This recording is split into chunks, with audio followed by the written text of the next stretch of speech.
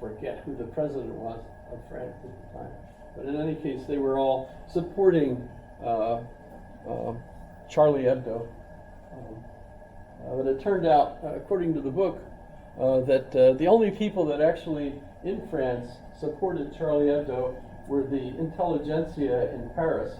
And if you go outside of the suburbs of Paris, what you discover is that most people hated the magazine, hated anybody that would make fun of anybody at all, etc. So very conservative outside of Paris.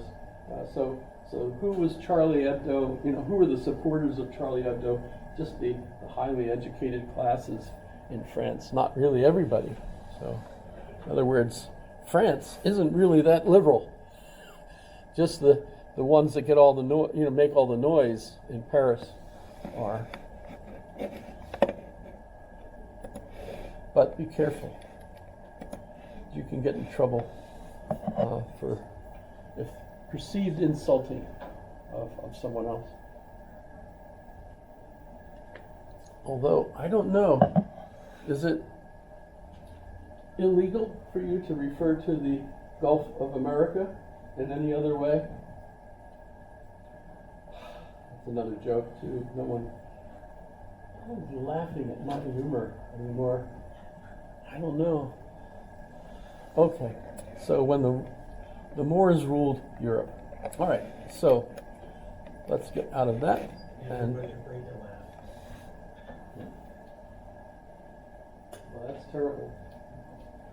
I know. We'll fix it. On the count of 3, everybody laugh. Ready? 1, 2, 3.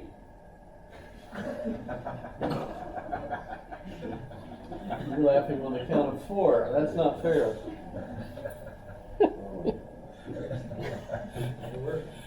That was even funnier, though. If you think about it, everybody laughed. Nobody laughed. And nobody laughed, and that's even funnier than when everybody would have laughed and plus it demonstrates you're an American. Somebody told you to do something, and you went, no. Good. That is good. So, Conan the Barbarian says. Okay, so let's go to Thomas and say, okay, what's so significant about Thomas? He's an Aristotelian, but he's also a monk. He's a Dominican monk. And that's kind of important because the Dominicans were brand new teaching order and poor. And so if you look into Thomas's history, his mother and father wanted him to be a Benedictine. That was the right place for him as his father's son. Because the Benedictines were the very rich order near Aquinas. Aquino, his home. And in fact, he was a member from a little child. He was sent to the Benedictine monastery because that's where he went to be schooled, etc.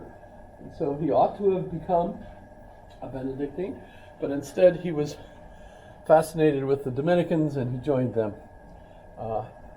It's kind of fun. But in any case, what is he famous for? So if you think of the Augustinian understanding of the world, which is Platonic, you have, we call this the world of ideas, or we also call it heaven. It's invisible, right? And the visible over here is Earth, or cosmos, or whatever. And so, however heaven and earth interact, you get that from Plato or Neoplatonism. But as far as Aristotle is concerned, this is completely erased. There is no such thing as the invisible. The invisible doesn't exist. That's Aristotle. Instead, we just have the 4 causes, the 4 types of things in our metaphysics, the matter of everything that is made up, the shape of the thing, which we can call the form or the idea. This idea, the definition of the thing is the shape of the thing, essentially.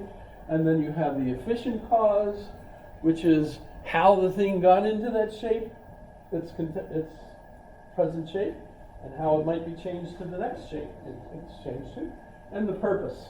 So you have four things. This is Aristotle, right? Well, if you adopt Aristotle and you remain orthodox, you have to keep the dichotomy between the invisible and the visible. You have to keep that because otherwise you're not a Christian, according to the dogma of basically 1,000 years, really, right? So how do you remain orthodox and yet totally accept Aristotle? Well, Aquinas out-Platoed Plato and out-Aristotled Aristotle by saying that both of them are correct. So if you think about this, this is very postmodern, very, in a sense, contemporary with us, by saying what they are two different models of how you perceive, the universe, right? And you have to accept both of them, because both of them, the one is dogma, and the other one is science. Science really seems to work, right? You see things, etc. So Aquinas gives us existence. So this side of things is existence. Those things that exist. And in order to exist, you have to be just like Aristotle described. You have to have the 10 causes. You have to have matter, substance. You have to have quality, quantity, relationships, potentiality, actuality, all these different time and space, really, right? So you have to have all of that. But guess what? The spiritual world has all those characteristics too. So you end up with angels. That's good. Where did I put? I thought I did angels somewhere. Oh, here we go. So sorry about the ads. This is the Catholic Encyclopedia, and you get ads. That's kind of embarrassing. I don't know. I can't even get out of it, actually. But this is the Aquinas wrote two famous summae. The summa is the everything, all of it, like the sum, So summae, and the one is the Summa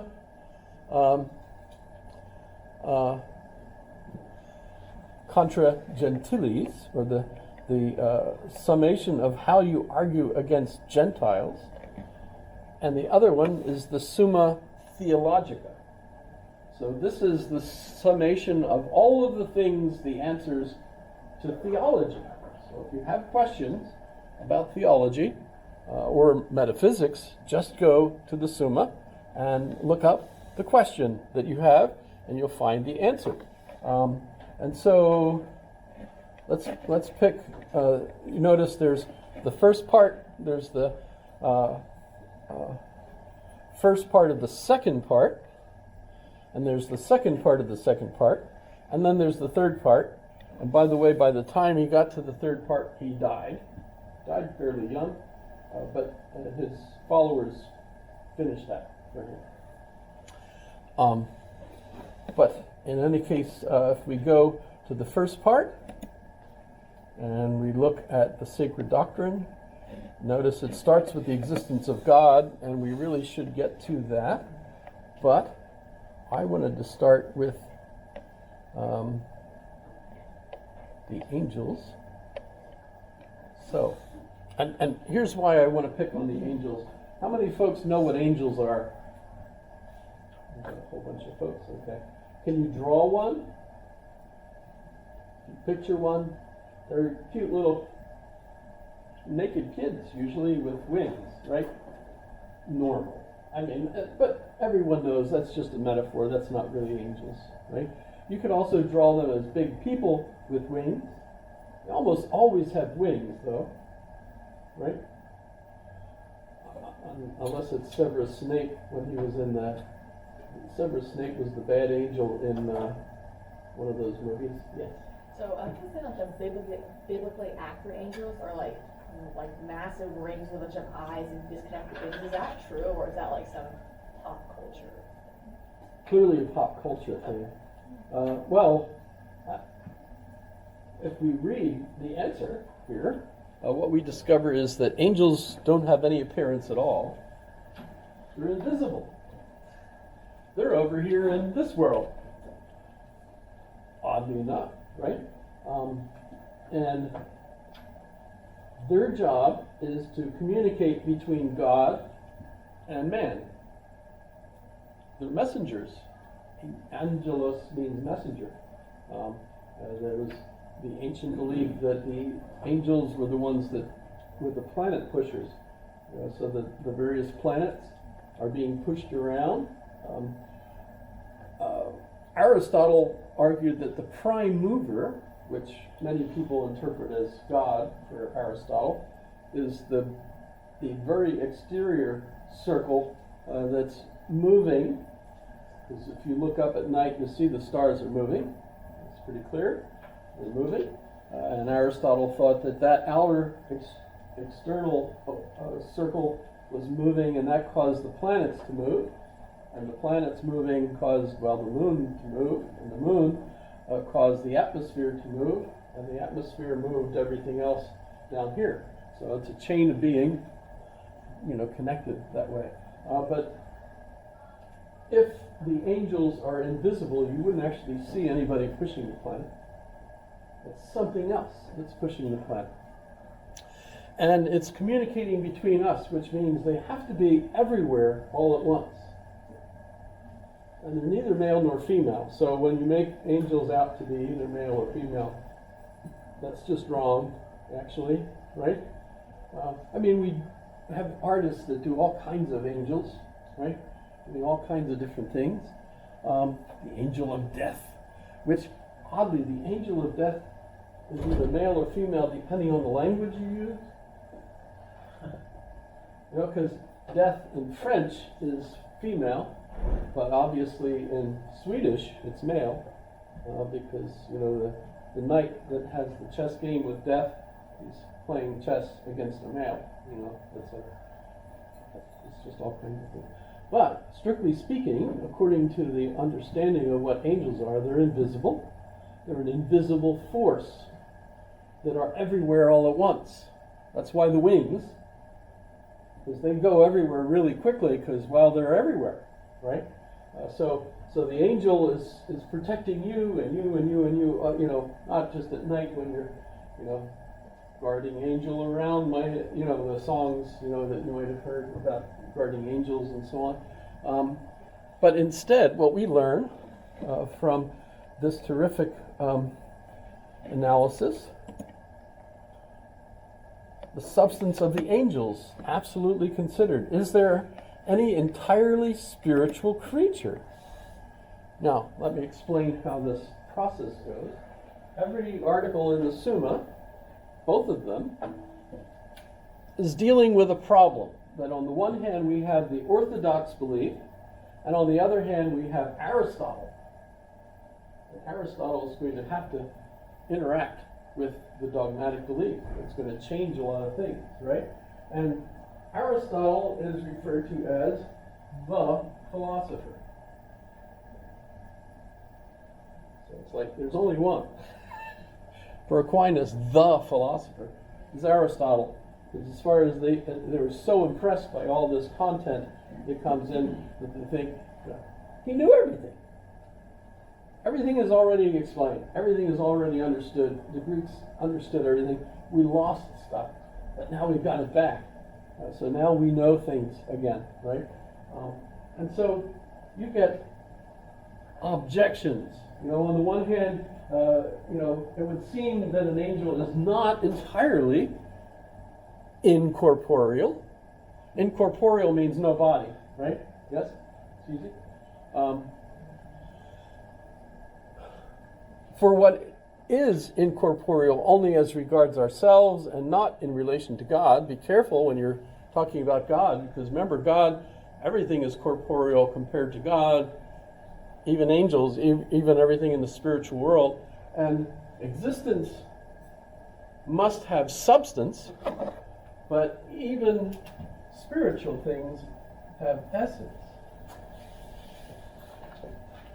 So instead of matter and form, or matter and idea, or earth and heaven, we have existence and we have essence. And everything has essence. Human essence. What is human essence, right? But an individual has existence, right? So